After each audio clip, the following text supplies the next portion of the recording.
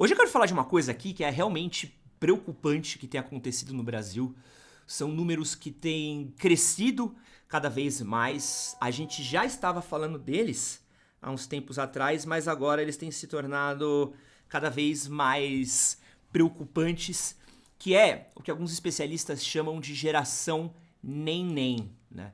Então aqui, ó, essa é uma notícia do G1 recente, publicada no dia 28/5/2024, que diz o seguinte: cresce o número de jovens que não estuda, não trabalha e nem procuram emprego. O Brasil hoje tem 5,4 milhões de jovens entre 14 e 24 anos nessa situação. Desse grupo, 60% são mulheres, a maioria com filhos pequenos. E aí a gente vai falar aqui, ó. Olha a comparação, acho que assim, esse número ele já seria gritante, já seria alto, já seria realmente preocupante, mas quando a gente vai ver a comparação com o período recente, ele é pior ainda. Se liga. Em 2023, no primeiro semestre de 2023, esse número ele estava em 4 milhões. Então, em 2023, a gente tinha 4 milhões de jovens entre 14 e 24 anos que não trabalhavam, não estudavam e não procuram emprego. Esse número saltou para 5,4 milhões. E qual que é a perspectiva que a gente deveria ter? Pô, com pós-pandemia, com o fim da pandemia, com a volta das atividades normais, a tendência seria que isso aumentasse, mas pelo contrário, isso regrediu muito. Então a gente está vendo esses números aumentando e piorando, por quê? São pessoas que não só não estão qualificadas para o mercado de trabalho, então a gente tem uma força de trabalho que ela não está se qualificando, a gente tem uma força de trabalho que não está trabalhando, então são pessoas que estão dependendo aí de auxílios de governo, são pessoas que acabam ficando nas margens da sociedade, são pessoas que acabam não ajudando também a consumo dentro da sociedade, então a gente está falando aí de pessoas que elas acabam não entrando no ecossistema que a gente vive, né, do capitalismo que a gente está hoje, e também são pessoas que sequer estão procurando emprego, então não são pessoas que têm a perspectiva de encontrar isso num curto a médio prazo. E aí tem aqui algumas caracterizações, né, de 60% dessas pessoas são mulheres, a maioria com filhos pequenos, e 68% desse montante de 5,4 milhões são negros. E aqui também, quando você vai pensar no grupo que está à procura de emprego, são 3,2 milhões, chamados de desocupados. Então, olha que doido. Quando a gente está falando da geração que nem trabalha e nem estuda, a gente está falando de 8,6 milhões de pessoas. Aí quando a gente fala de quem nem está procurando emprego, são 5,4. Então, o número preocupante mesmo é esse 8,6.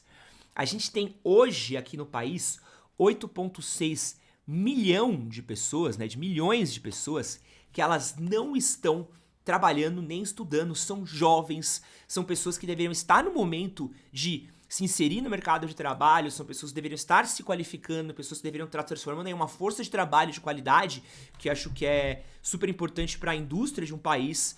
São pessoas que deveriam estar começando a ter as suas coisas, comprar sua casinha, comprar alguns móveis, comprar um carro, sabe? São pessoas que começam a movimentar a economia local de suas cidades. E quando a gente está falando disso, é importante a gente entender que isso afeta a sociedade não agora. A gente não vai colher os frutos da geração neném no 2024, parte 2, 2025, 2026. Isso é uma construção de uma sociedade de anos. Isso fala um pouco também da falência do sistema que a gente vive e da falência da integração dessa geração que a gente tem cometido, né? Então, quando eu tô olhando para esses números, quando eu tô preocupante falando, olhando, entendendo o que tá acontecendo com essa geração neném, é porque a gente vai ver daqui 10 anos profissionais que não foram inseridos no mercado de trabalho e ainda procuram. Muitos deles são jogados para a informalidade. Quem procura emprego é jogado aí para uberização, né? Então a gente tá falando de bico, né? Tipo Uber, iFood, que são profissões que tendem a serem extinguidas no médio e longo prazo por conta de carro automático, por conta de entrega automática, por conta de drone, essas porras, que muito provavelmente são tecnologia que as pessoas vão querer implantar em alguns anos aqui. Antes a gente tinha algumas profissões que eram profissões de inserção no mercado de trabalho, né? Que seria, por exemplo, telemarketing. Era uma profissão ótima para você começar a trabalhar. Tenho vários amigos que começaram a trabalhar no telemarketing.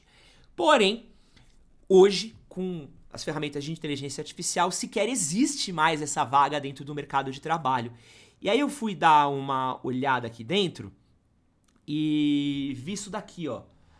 Olha essa matéria daqui, que legal. Eles têm os dados, né, de pessoas. Então você vê aqui, Brasil tem 5,4 milhões que não trabalham nem estudam, tem uns números, né?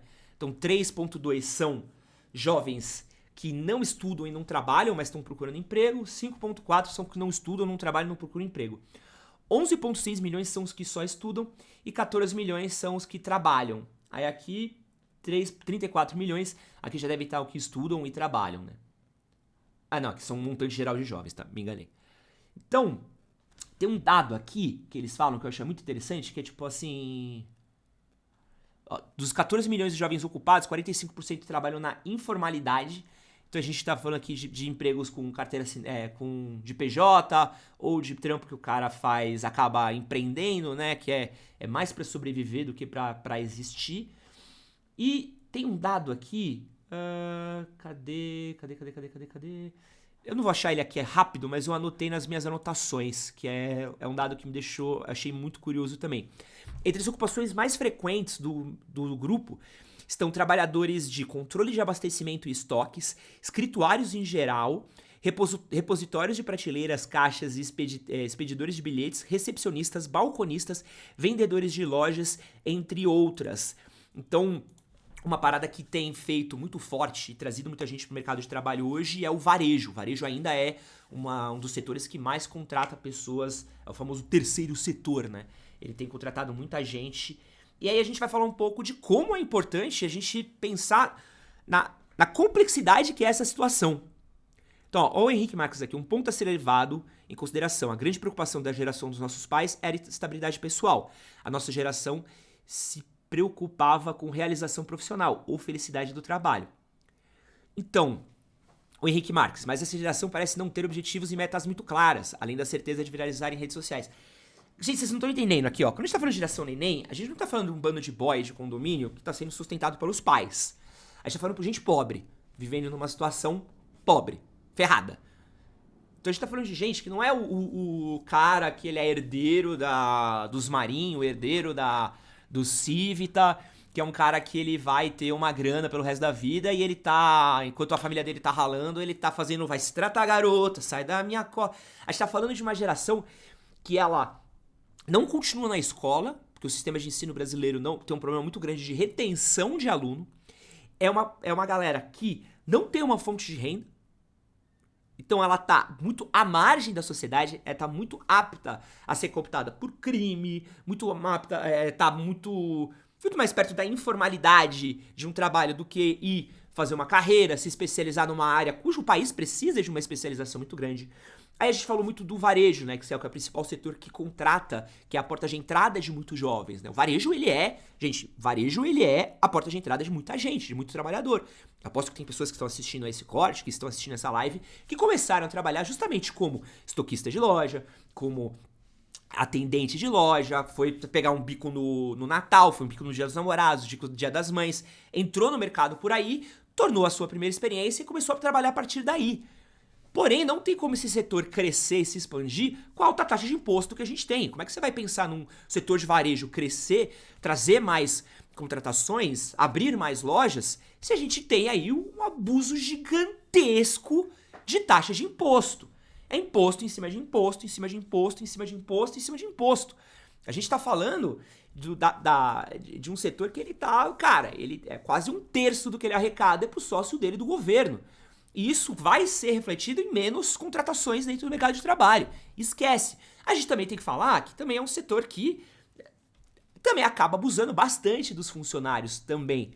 É muito comum você ter a escala 6x1, que é uma grande problemática que a gente tem. É a falta de muitas empresas de pensar numa carreira profissional pro seu jovem.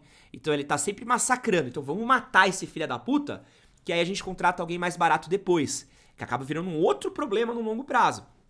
Vamos falar também da falta de indústria no país. O Brasil é um país que ele não é industrializado. A gente é uma piada em questão de industrialização. A gente teve em algum momento pau a pau com a China ali há uns 20 anos atrás, 30 anos atrás, e a gente simplesmente largou, deixou Índia, deixou China, deixou um monte de país aumentar a sua capacidade de industrialização, a gente focou muito em commodity, e a gente acabou perdendo um pouco desse boom de tornar esse país rico. E a gente também pode falar de políticas públicas, né? Quais políticas públicas são feitas de incentivo à educação, de manter esse jovem dentro da escola, de dar uma perspectiva de vida para esse cara, porque o cara não adianta só ele fazer escola. Se a gente for pegar alguns dados que mostram porque... Dessa pesquisa daqui eu sei que boa parte dos jovens que não trabalham nem estudam, eles largaram a escola para começar a trabalhar e às vezes acaba sendo demitido e acaba não voltando para a escola ou acaba não vendo sentido em estudar, né? Como é que você vai fazer pra esse jovem entender que, tipo assim, não, cara, ó, se você se manter na escola, você vai conseguir ter um emprego melhor, ou existe um sentido, um propósito pra você se manter numa escola, ou a gente vai tornar a escola um lugar de capacitação, um lugar onde você vai não só encontrar comida, que é uma coisa que muito jovem... Minha mãe é professora de escola pública, eu sei como funciona a escola. Muito pai deixa a criança lá justamente porque a criança vai ter um almoço, um café da tarde, e vai ter um tempo para deixar aquela criança enquanto o pai trabalha na empresa em que ele trabalha de doméstica, trabalha no escritório. Então, a gente precisa tornar a escola um lugar de retenção do jovem. Explicar por que o jovem precisa ficar lá e tornar claro aquilo pro jovem. Porque o jovem hoje ele não tem perspectiva dentro dos meios nos quais eles se encontram. Não tem. E aqui, ó, também tem esse fato do Otávio Sabadell, a indústria tá deixando o país por causa de impostos. E não é só por causa de impostos também, né, cara? Se a gente olhar, o mercado hoje, ele é muito competitivo. Vai competir com a China em questões de valores e preços para você montar uma indústria, né? A gente deveria ter um incentivo muito grande à indústria nacional, que a gente não tem. A gente perde a indústria nacional por altos valores. Eu conheço vários empresários que já me falaram que deixaram de trazer... Olha que maluquice. É que eu não posso falar quem é, porque senão... Tem muita galera ligada à política, porque mesmo que seja uma empresa de roupa, mesmo que seja uma empresa de comida, mesmo que seja uma empresa de acessórios, essas galeras são ligadas politicamente de um jeito ou de outro, né? Cara, eu já tive empresários que eu entrevistei, que eu conversei, que eu conheci em eventos, que eles falaram que eles não fabricam coisas no Brasil. Olha isso! Porque o preço de você importar um maquinário pro Brasil é tão alto, mas tão alto, que é melhor pra eles fazer na China. Compensa mais eles fazerem na China e importar, porque o valor do imposto que ele vai pagar em cima do maquinário que ele vai trazer é maior. Só que quando ele deixa de trazer um maquinário, é polo industrial que a gente deixa de desenvolver, é funcionário que a gente deixa de contratar, são cidades que deixam de se investir, porque uma pequena indústria, uma pequena fábrica numa cidade, ela enriquece todo o meio ao redor dela, né? Então... Olha, por exemplo, Cubatão. Cubatão é uma cidade que tem ali petroquímicas, tem várias outras empresas ali que trabalham, né? Você passa lá na famosa cidade do Blade Runner brasileira, né? Então, tem todo um complexo ao redor que sustenta aquela cidade. Vai ter a tiazinha que vai vender marmita na frente da fábrica, vai ter a galera que vai fornecer para essa tia, o mercadinho que vai vender o arroz para essa tiazinha. Tem toda uma indústria que é sustentada por causa disso. Então, hoje, o problema do Brasil, ele é muito complexo para medidas fáceis. E toda vez que você olhar para esse número daqui, ó, toda vez que você olhar cresce o número de jovens que não estudam e não trabalham, a gente precisa sair um pouco do moralismo